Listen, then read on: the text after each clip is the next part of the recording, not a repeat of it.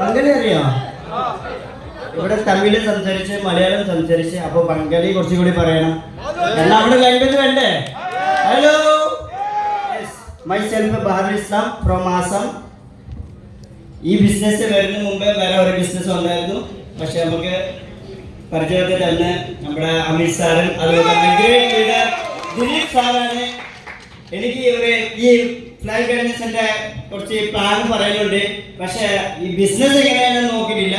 അത് ദിലീപ് സാറിന്റെ വിശ്വാസത്തേക്ക് നേരെ കയറിയിട്ട് ദിലീപ് സാർ ഒരു പ്ലാൻ തന്നു. ബാബു സാർ ഒരാഴ്ചത്തേക്ക് ഒരു 10 പേരെ സെറ്റ് ആക്കാൻ പറ്റുമെന്ന് ചോദിച്ചേ. കാരണം ഇവിടെ ലെഗസി ചാമ്പ്യൻ എന്ന് അറിയില്ലല്ലോ. അപ്പൊ എന്റെ പ്ലാൻ എന്താണ്, എന്തെങ്കിലും ചെയ്യുമ്പോൾ ആദ്യം എന്റെ പേര് അവിടെ വരണം. അപ്പൊ ആദ്യം 18-ാം തീയതിയാണ് ID റെഡി ചെയ്തു, രാത്രി 10:30. അത് കഴിഞ്ഞിട്ടാണ് പിറ്റേ ദിവസം 7 പേരെയാണ് ഇൻവൈറ്റ് ചെയ്തു.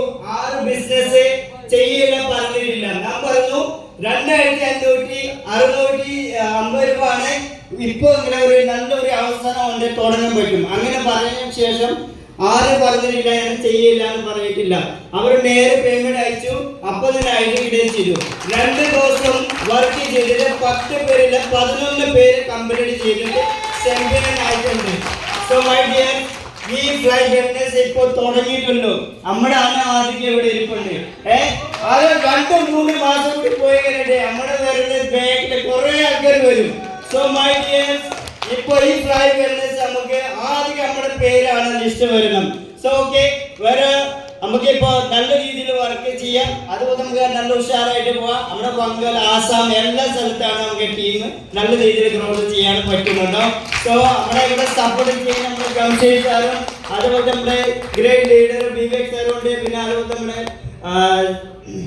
പേര് മറന്നുപോയി.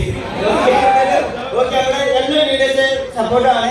സോ മൈ ഡിയർ, സോ നല്ല രീതിയിൽ വർക്ക് ചെയ്യാം. So Jai fly business. Thank you so much, Baharul. അല്ല, ആളുടെ എനർജി കണ്ടില്ലേ, വളരെ ഹാപ്പി ആയിട്ട്